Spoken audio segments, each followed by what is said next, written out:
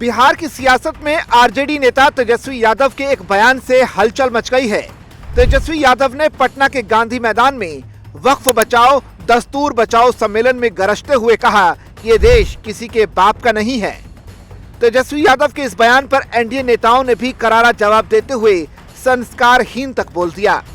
तेजस्वी ने इसी सभा में बीजेपी पर मुस्लिम समुदाय के अधिकार छीनने की साजिश करार दिया। गांधी मैदान में इमारत शरिया द्वारा आयोजित इस सम्मेलन में तेजस्वी ने वक्फ संशोधन बिल को संविधान के खिलाफ और धार्मिक ध्रुवीकरण की साजिश बताया। उनका ये देश किसी के बाप का नहीं बयान बीजेपी पर तीखा प्रहार था। बिहार में किसी भी कीमत पे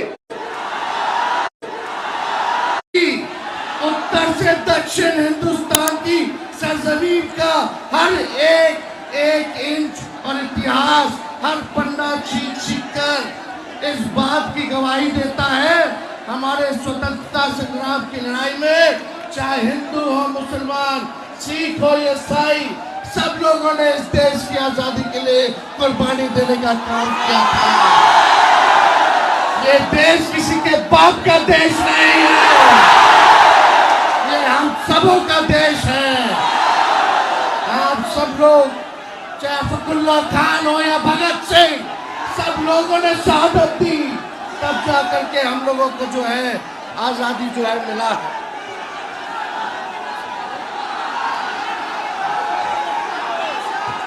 देखिए सबसे महत्वपूर्ण बात, आपके जमीनों को छीना जा रहा है।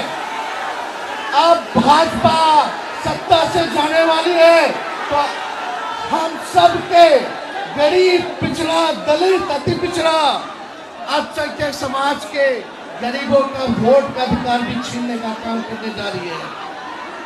अभी नया इलेक्शन कमीशन का नोटिफिकेशन आया है कि 8 करोड़ वोटर का फिर से वो नया सूची बनाने जा रहे हैं। तेजस्वी ने कहा कि इस देश को बनाने में हिंदू मुस्लिम सिख ईसाई सबने कुर्बानियां दी, ये हम सबका हिंदुस्तान है। उन्होंने बिल के प्रावधानों में गैर मुस्लिमों को वक्फ बोर्ड में शामिल करना और जिलाधिकारियों को वक्फ संपत्तियों के सर्वेक्षण की अतिरिक्त शक्तियां देना को संविधान के अनुच्छेद 26 का उल्लंघन बताया, जो धार्मिक स्वतंत्रता की गारंटी देता है।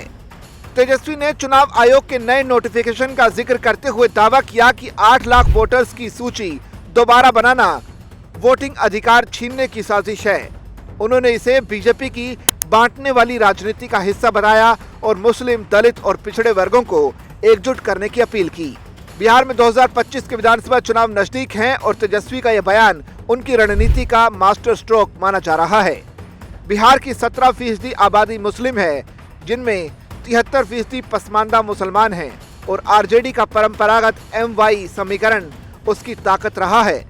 वक्फ बिल के खिलाफ तेजस्वी का आक्रामक रुख इस वोट बैंक को मजबूत करने की कोशिश है, लेकिन वो यही नहीं रुके। तेजस्वी वैश्य और अति पिछड़ा समुदायों को भी साध रहे हैं, जो बीजेपी का कोर वोट बैंक माने जाते हैं। हाल ही में उन्होंने वैश्य प्रतिनिधि सम्मेलन को संबोधित किया, जिससे उनकी रणनीति का दायरा साफ दिखता है। तेजस्वी ने जेडीयू के संरक्षक और मुख्यमंत्री नीतीश कुमार पर भी तंज कसा, उन्हें बेहोश बताते हुए वक्फ बिल पर उनकी चुप्पी पर सवाल उठाए। उन्होंने कहा कि नीतीश चुप क्यों हैं? कौन उन्हें चुप करा रहा है? ये नीतीश की धर्मनिरपेक्ष छवि पर हमला है, जो मुस्लिम वोटों के लिए अहम है। तेजस्वी ने जेडीयू के बिल समर्थन को उजागर कर महागठबंधन को धर्मनिरपेक्ष विकल्प के रूप में पेश किया। वक्फ बिल बिहार की सियासत में नया युद्ध क्षेत्र बन सकता है। बीजेपी और जेडीयू का दावा है कि यह बिल पारदर्शिता और पसमानदा मुसलमानों के हित में है, लेकिन विपक्ष इसे संवैधानिक अधिकारों पर हमला बता रहा है। सुप्रीम कोर्ट में बिल की वैधता पर सुनवाई चल रही है और इसका फैसला बिहार के सियासी माहौल को और भी गर्म कर सकता है। सोशल मीडिया पर तेजस्वी के बयान को नफरती ताकतों के खिलाफ चुनौती के रूप में प्रचारित किया जा रहा है, जिससे मुसलमान और अन्य वंचित समुदायों के लिए उनकी अपील बढ़ रही है। तेजस्वी का ये बयान ध्रुवीकरण की ओर भी गहरा सकता है। बीजेपी ने तेजस्वी के बयान की निंदा की तो जेडीयू ने इसे संस्कारहीन करार दिया। कुछ आलोचकों का मानना है कि तेजस्वी का यह बयान जानबूझकर दिया गया ताकि मुसलमान वोटों को एकजुट किया जाए, लेकिन गैर मुस्लिम वोटरों को उनसे दूर भी कर सकता है।